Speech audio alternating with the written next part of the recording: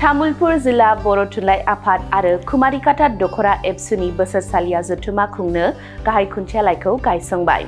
तामुलपुर जिल्ला बर' थुनलाइ आफादनि 20थि बोसोरारि जथुमा आरो कुमारिकाटा दख'रा एबसुनि 52थि थान्दै जख'न्थाइ खुंफुंनो थाखाय दिनै गाहाय खुन्थियालाइ गायसनो।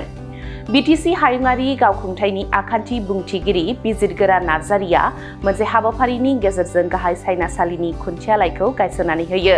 27 डिसेम्बरनिफ्राय जागायनानै 29 डिसेम्बरसिम तामुलपुर जिल्लानि फाख्रिबारि लथिबारि गेलेग्रा फोथाराव बे बोसोरारि जथुमाखौ गाजा गोमजायै खुंफुंनो थि खालामनाय जादों।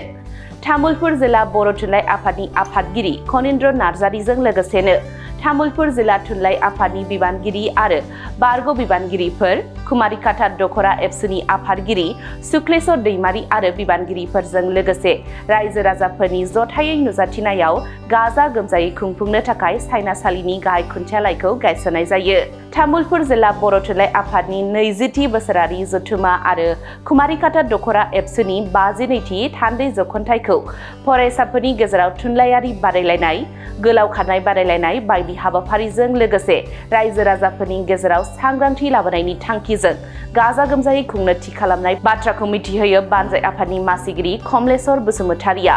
बे हाबाफारिनि गेवलां मेलाव मिरु बर' थुनलाइ आफादनि लोगो आफादगिरि प्रशान्त बर' आरो मिरु एबसुनि गाहाय नेहाथारि खनिन्द्र बसुमतारिया बाहागो लागोनखौ मिथिहोबावदों बानजाय आफादनिफ्राय।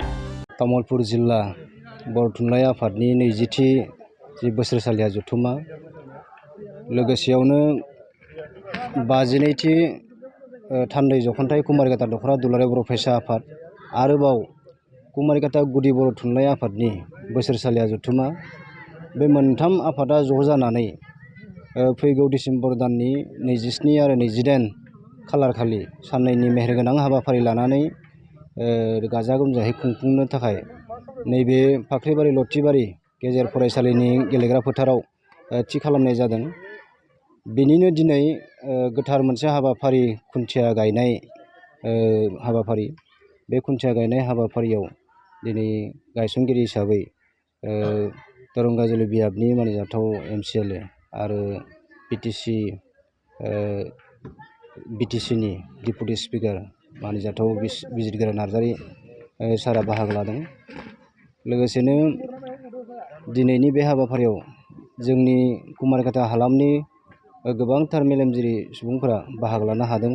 तामुलपुर जिल्ला बर' थुनलाइ आफादनि आफादगिरिजों लोगोसे दालाइ आफादनि आफादगिरि, दख'रा दुलाराय बर' फरायसा आफादनि साफ्रोमबो बिबानगिरि बिथांमोननि हेफाजाबजों दिनैनि बे हाबाफारिखौ मावफुंबाय।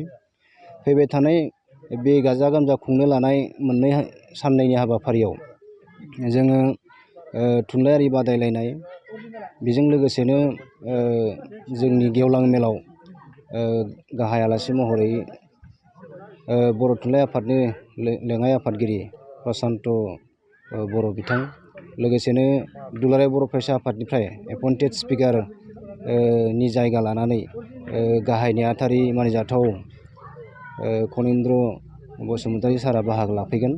दा बेखायनो बे हाबाफारिया जोबोद गाजा गोमजायै कालारफुलै साननैनि हाबाफारिजों जागोन। बेखायनो गासैबो बे ओनसोलनि रायजो राजा लोगोसेनो मेलेमजिबि बिथांमोनखौ दिनै जोंनि बे साननैनि हाबाफारिखौ हेफाजाब होनानै जोबोद मोजां खुंफुंनो हानाय बादि हेफाजाब खालामनो हायो, आं बेखौनो आसा खालामबाय।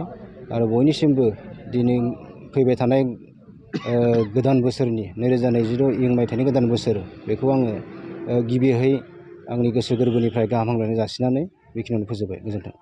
27 आरो 28 डिसेम्बर 2025 इं मायथाइयाव तामुलपुर जिल्ला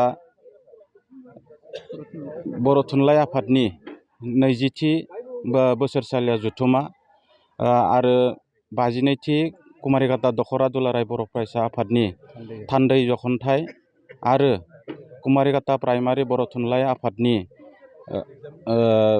थान्दै जथुम, बे जथुमखौ लथिबारि फाख्रिबारि गेजेर फरायसालियाव खुंनो थाखाय लाहार फाहार खालामनाय जादों आरो बेनिनो दिनै गिबिसिन खुन्थिया गायसननाय हाबाफारिखौ लानाय जादों।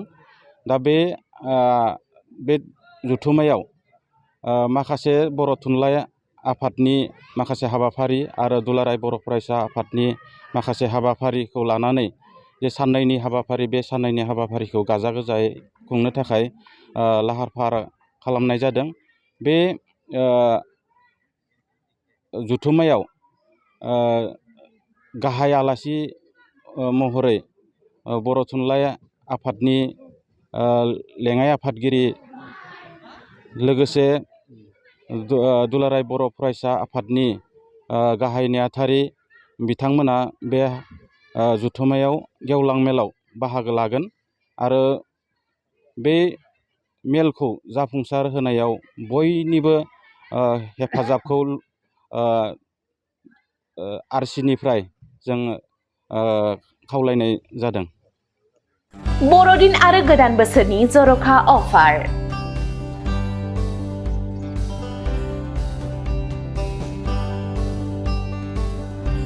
उदालगुरि जिल्लानि थाखाय गोजोनथाव रादाब। बोथोरनि फोरबोजों लोगोसे नोंथांनि गारिखौबो एसे देलायहो।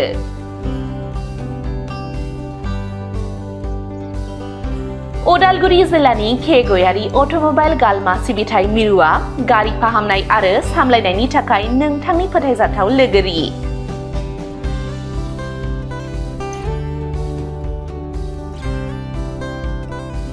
200 रांनिफ्रायनो जागायनानै गारि फाहामनाय आरो सामलायनायनि खाबुखौ लानो हागोन नोंथांमोनहा।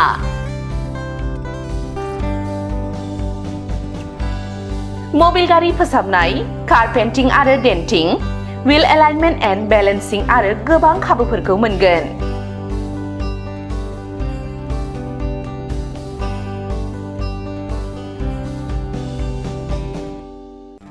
गासिबो सिबिथाय एबा फाहामनायाव 10% रेहाय होनाय जागोन आरो बेसेन नाङै नायसंनाय जागोन। जुदि नोंथांमोनहा गोजौआव मख'नाय खाबुफोरखौ लानो गोसो दङ, अब्ला जानबुं अनजिमा 6901887760 आव फोनांजाब खालामनो हागोन।